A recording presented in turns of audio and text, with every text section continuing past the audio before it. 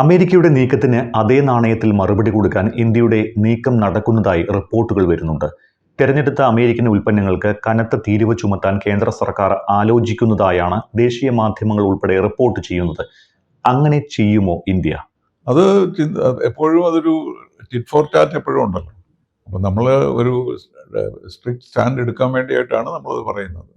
പക്ഷേ രണ്ടുപേരും നെഗോഷിയേറ്റിംഗ് ടേബിളിൽ വന്നു കഴിഞ്ഞാൽ ഇതൊക്കെ പരിഹരിക്കാൻ പറ്റുള്ളൂ. ഇപ്പോൾ നമ്മൾ പറയുന്നത് വി ആർ റിയാക്ടിങ്. ഇങ്ങനെ റിയാക്ടിങ് നമ്മൾ പറഞ്ഞില്ല. റെസിപ്രോക്കൽ ടാരിഫ് എന്നൊന്നും നമ്മൾ പറഞ്ഞിട്ടില്ല. നമ്മൾ പറഞ്ഞത് ഇതിനെ അനുസരിക്കുകയില്ല, നമ്മുടെ താല്പര്യങ്ങൾക്ക് വേണ്ടി നമ്മൾ ശ്രമിക്കും എന്നുള്ളതാണ്. അപ്പോൾ അതിലൊരു മീറ്റിംഗ് പോയിന്റ് വരും. വരാതിരിക്കാൻ സാധ്യമല്ല. കാരണം പുതിയ ലോകം എന്ന് പറയുന്നത് ഓട്ടോക്രസീസും ഡെമോക്രസീസുമായിട്ട് ഡിവൈഡ് ചെയ്യുന്ന ഒരു വേൾഡാണ്. നമുക്കതുകൊണ്ട് ഓട്ടോക്രസിയുടെ കൂടെ നിൽക്കാൻ പറ്റില്ല. ചൈനയോടായാലും റഷ്യയോടായാലും. റഷ്യക്ക് നമുക്ക് സഹകരണമുണ്ട്, പക്ഷെ നമ്മൾ അവരുടെ അലൈ ആകാൻ പറ്റില്ല. അപ്പോൾ അതുകൊണ്ട് എല്ലാ കാലത്തും US-നോടാണ് ചേർന്ന് നിൽക്കേണ്ടത്. നമ്മുടെ ഡെമോക്രാറ്റിക് പ്രിൻസിപ്പിൾസ് അതാണ്. പക്ഷേ അത് വരാൻ താമസമെടുക്കും. ഒരു സെറ്റ് ബാക്ക് വന്നിട്ടുണ്ട്. മറ്റേ ന്യൂക്ലിയർ ടെസ്റ്റിൻ്റെ വന്നപ്പോൾ 98 വന്നപ്പോൾ 2000 വരെ നമുക്കൊന്നും സംഭവിച്ചില്ല. അത് കഴിഞ്ഞിട്ടാണ് ക്ലിൻറ്റൺ എഗ്രി ചെയ്തത് ഇന്ത്യയെ പോകാൻ. ഇന്ത്യയിൽ പോയി കഴിഞ്ഞപ്പം വലിയ സ്നേഹമായിരുന്നു. അത് പിന്നെയും സ്ട്രെങ്തൻ ചെയ്തു മൻമോഹൻ സിംഗിൻ്റെ സമയത്ത്. അതും കഴിഞ്ഞ് വളരെ മനോഹരമായിട്ട് അത് നടക്കുന്ന സമയത്താണ് ഇങ്ങനെ ഒരു പ്രശ്നം വന്നിരിക്കുന്നത്. അപ്പോൾ അത് അദ്ദേഹത്തിൻ്റെ പേഴ്സണലായിട്ട് അദ്ദേഹം ഒഫൻഡഡ് ആയി എന്നുള്ളതാണ് ഒരു കാര്യം. രണ്ടാമത്തേത് he wants a trade agreement which is favourable to United States. ഇത് രണ്ടുമാണ് അദ്ദേഹത്തിൻ്റെ ഉദ്ദേശം. അത് പക്ഷേ നമ്മൾ വഴങ്ങാൻ സാധ്യതയില്ല ഇമ്മീഡിയറ്റ്ലി. പക്ഷേ I will give them 1 or 2 months എന്നിട്ട് കാര്യങ്ങളൊക്കെ നേരെയാവുന്നതാണ് ഞാൻ വിശ്വസിക്കുന്നത്. ഇന്ത്യ റഷ്യയിൽ നിന്നും ചൈനയിൽ നിന്നും അകറ്റാനുള്ള അമേരിക്കയുടെ പതിറ്റാണ്ടുകളായുള്ള ശ്രമത്തെ ദുർബലപ്പെടുത്തുന്ന നീക്കമല്ലേ ഇപ്പോൾ ശരിക്കും ഉണ്ടായിരിക്കുന്നത്? ഈ ഒരു നീക്കം അമേരിക്കയ്ക്ക് തന്നെ വലിയ തിരിച്ചടിയാകുമോ? തീർച്ചയായും അത് ഇന്ത്യയെ പ്രസിഡന്റ് ഒബാമ ഒക്കെ കണ്ടിരുന്നത് കോംറേഡ് ഇൻ ആംസ് എന്നാണ് ചൈനയെ റെസിസ്റ്റ് ചെയ്യാനുള്ളത്. കാരണം നമുക്ക് മാത്രമേ ബോർഡർ ഉള്ളല്ലോ ചൈനയ്ക്ക്. ചൈന എന്തെങ്കിലും യുദ്ധം ആരോടെങ്കിലും തുടങ്ങി ആദ്യം അവർ ആക്രമിക്കുന്ന ഇന്ത്യ ആയിരിക്കും. അപ്പോൾ നമ്മളതുകൊണ്ട് ഈ ക്വാഡിൽ വലിയ ആക്റ്റീവ് പൊസിഷൻ നമ്മൾ എടുത്തിട്ടില്ല. ക്വാഡ് ഒരു കോഓപ്പറേഷണൽ ഗ്രൂപ്പാണെന്നേ നമ്മൾ സമ്മതിച്ചിട്ടുള്ളൂ. അതിനെ ഒരു അലയൻസ് ആയിട്ട് നമ്മൾ കണക്കാക്കുന്നില്ല. പക്ഷേ ചൈനയ്ക്കറിയാം ക്വാഡ് രൂപീകരിച്ചത് തന്നെ ഇന്ത്യയെ ഇതിൽ ഉൾപ്പെടുത്താൻ വേണ്ടിയിട്ടാണ്. അപ്പോൾ അത് ഇതുവരെ ഇപ്പോൾ ക്വാഡിൻ്റെ മീറ്റിംഗ് ഇന്ത്യയിൽ വരാൻ പോകാം. അത് പ്രസിഡന്റ് ട്രംപ് വരുമോ എന്നുള്ളൊരു സംശയമുണ്ട്. കാരണം ഈ രാജ്യങ്ങളെയൊക്കെ, ഈ ബ്രിക്സ് രാജ്യങ്ങളെയൊക്കെ എതിർക്കുന്ന ഒരു നിലപാടാണ് അദ്ദേഹം എടുത്തിരിക്കുന്നത്. അതുകൊണ്ട് ഈ രാജ്യങ്ങളെല്ലാം ഒന്നിച്ച് ചേർന്ന് ചർച്ച ചെയ്ത് ഏതെങ്കിലും ഒരു പൊസിഷനിൽ വന്നിട്ടായിരിക്കും അടുത്ത നെഗോസിയേഷൻസ് നടക്കുക. കഴിഞ്ഞ വർഷം ഇന്ത്യ അമേരിക്കയിലേക്ക് കയറ്റി അയച്ചത് $86.5 ബില്യൺ മൂല്യമുള്ള വസ്തുക്കളാണ്. അമേരിക്കയാണ് ഇന്ത്യയുടെ ഏറ്റവും വലിയ കയറ്റുമതി വിപണി. ഒറ്റയടിക്ക് ഈ വ്യാപാരം തടസ്സപ്പെട്ടാൽ സാമ്പത്തിക നഷ്ടം മാത്രമല്ല, വലിയ തോതിലുള്ള തൊഴിൽ നഷ്ടവും ഉണ്ടാകുമെന്ന് പറയപ്പെടുന്നു. അപ്പോൾ ഇന്ത്യക്കാർക്ക് ഈ തൊഴിൽ നഷ്ടം ഉണ്ടാകുമോ? അമേരിക്കയിലുള്ള ഇന്ത്യക്കാർ ആശങ്കപ്പെടേണ്ട സാഹചര്യമുണ്ടോ? നമ്മുടെ എക്സ്പോർട്ട് കുറഞ്ഞാൽ തീർച്ചയായിട്ടും നമുക്ക് നഷ്ടം ഉണ്ടാകും. കാരണം അതാണ് ബിഗ്ഗസ്റ്റ് ട്രേഡിംഗ് പാർട്ട്ണർ. അതുപോലെ നമുക്ക് ബാലൻസ് ഓഫ് പേയ്മെൻറ്റ് നമ്മുടെ ഫേവറിലാണ്. ചൈനയ്ക്ക് നമ്മുടെ ഫേവറിലല്ല, അവരുടെ ഫേവറിലാണ്. നമ്മൾ കൂടുതൽ എക്സ്പോർട്ട് ചെയ്യുന്നു, കുറച്ച് ഇമ്പോർട്ട് ചെയ്യുന്നു അമേരിക്കയിൽ നിന്ന്. അപ്പോൾ ആ ട്രേഡ് റിലേഷൻഷിപ്പ് വളരെ ഇമ്പോർട്ടൻ്റ് ആണ് ഇന്ത്യയെ സംബന്ധിച്ചിടത്തോളം. പക്ഷേ പല ഇന്ത്യൻ ഇക്കോണമിസ്റ്റ് ഒക്കെ പറയുന്നത് ഇതിന് വളരെ മാർജിനലായിട്ടുള്ള ഒരു ഇഫക്റ്റേ ഉണ്ടാവുള്ളൂ. കാരണം നമ്മൾ പുതിയ മാർക്കറ്റുകൾ കണ്ടുപിടിക്കും. ഇപ്പോൾ യൂറോപ്പിൽ തന്നെ അവിടെ ഒന്നും ബാനൊന്നുമില്ലല്ലോ. ഇപ്പം UK ആയിട്ട് നല്ലൊരു അഗ്രിമെൻ്റാണ് നമുക്കുള്ളത്.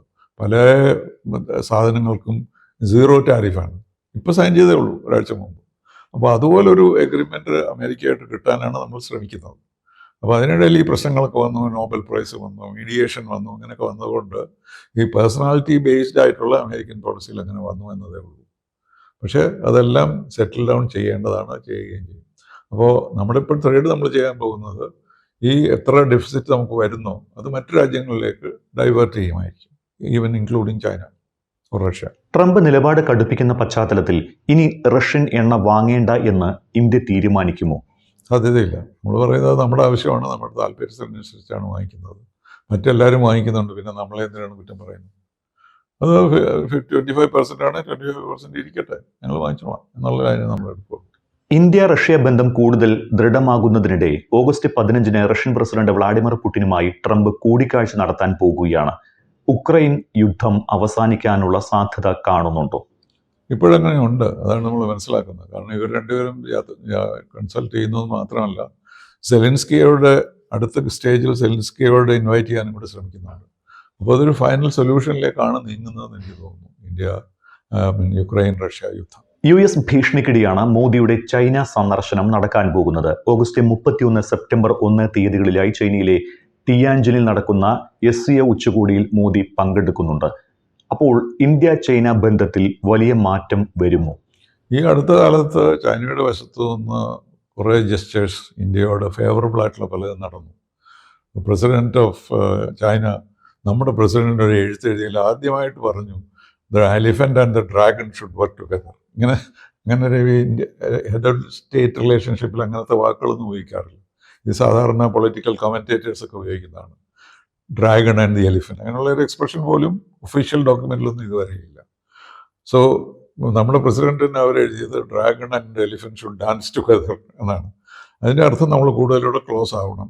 അതിന് ആദ്യം ചെയ്യേണ്ടത് ലഡാക്കിലുള്ള ആക്രമണം ഒഴിവാക്കണം. അവരെല്ലാം തിരിഞ്ഞു പോകണം. ഇതുവരെ പോയിട്ടില്ല ഇത്രയും നാളായിട്ട്. That is the first step. അത് കഴിഞ്ഞിട്ട് ഈ ട്രേഡ് റിലേഷൻസിലോ അല്ലെങ്കിൽ എക്കണോമിക് കോപ്പറേഷനൊക്കെ സ്ട്രെങ്തൻ ചെയ്യണം. അങ്ങനെ ഇന്ത്യയും ചൈനയുമായിട്ട് ബന്ധം കുറച്ചാകാം. പക്ഷേ China will always be our number 1 enemy. അത് നമ്മൾ മനസ്സിലാക്കണം. അതുകൊണ്ട് നമ്മൾ അവരെ ഡിപ്പെൻഡ് ചെയ്യാൻ കഴിയില്ല. എന്നാലും ഇമ്പ്രൂവ്മെൻ്റ് വരാൻ സാധ്യതയുണ്ട്. രണ്ടുപേർക്കും ആവശ്യമുള്ളത്. ഗാസയുടെ നിയന്ത്രണം ഏറ്റെടുക്കാനുള്ള ഇസ്രായേൽ പ്രധാനമന്ത്രി ബെഞ്ചമിൻ നെതന്യാഹുവിന്റെ പദ്ധതിക്ക് ഇസ്രായേൽ സുരക്ഷാ മന്ത്രിസഭ കഴിഞ്ഞ ദിവസം അംഗീകാരം നൽകിയിരുന്നു. അപ്പോൾ ഇനി ഗാസയിൽ സൈനിക നടപടി ഉണ്ടാകാനുള്ള സാധ്യതയുണ്ടോ? എന്തായിരിക്കും ഇനി ഗാസയിൽ സംഭവിക്കുക? എന്ത് വേണമെങ്കിലും സംഭവിക്കാം. ഇപ്പം തന്നെ ഒരു ഫുഡ് ഡ്രോപ്പ് ചെയ്തിട്ട് ആളുകൾ മരിക്കുകയാണ്. അപ്പോൾ അവരുടെ ഉദ്ദേശം എന്തെങ്കിലും മാർഗം കൊണ്ട് ഇവരെ കൊന്നു തീർക്കുക അല്ലെങ്കിൽ ഓടിക്കുക അവിടെ എന്നുള്ളതാണ് ഉദ്ദേശം. ഗാസ ഏറ്റെടുക്കുന്നുള്ളത് 2 ദിവസം മുമ്പേ ഇസ്രായേൽ പറഞ്ഞു തുടങ്ങിയിട്ടുള്ളൂ. ഇതിനു മുമ്പ് അത് പറഞ്ഞിട്ടില്ല. പാലസ്തീനുകൾക്കും അവിടെ താമസിക്കാം എന്നുള്ള ഒരു പൊസിഷനായിരുന്നു. അവരെ മറ്റുള്ളവരിടത്തേക്ക് മാറ്റാൻ ശ്രമിച്ചു. മറ്റുള്ള രാജ്യങ്ങളോട് എടുത്തോളാൻ പറഞ്ഞു. ഇന്തോനേഷ്യ എടുക്കണം എന്നൊക്കെ പറഞ്ഞ്. കാരണം ട്രംപിൻ്റെ ഒരു ഐഡിയൽ സിറ്റുവേഷൻ ഗാസയെ ഒരു റിസോർട്ടാക്കി മാറ്റുക എന്നുള്ളതാണ്. അതിന് അദ്ദേഹത്തിൻ്റെ മകന് താല്പര്യമുണ്ട്. അപ്പോൾ അതാണ് ഇസ്രായേൽ നേടിയെടുക്കാൻ പോകുന്നത്. അവരത് ഒഴിപ്പിച്ച് കഴിഞ്ഞാൽ, മുഴുവൻ പാലസ്തീനിയൻസിനെയും പുറത്താക്കി കഴിഞ്ഞാൽ അതൊരു റിസോർട്ടായി മാറ്റാമെന്നുള്ളതാണ് ആഗ്രഹം. പക്ഷേ അത് നടക്കുമെന്ന് എനിക്ക് തോന്നുന്നു.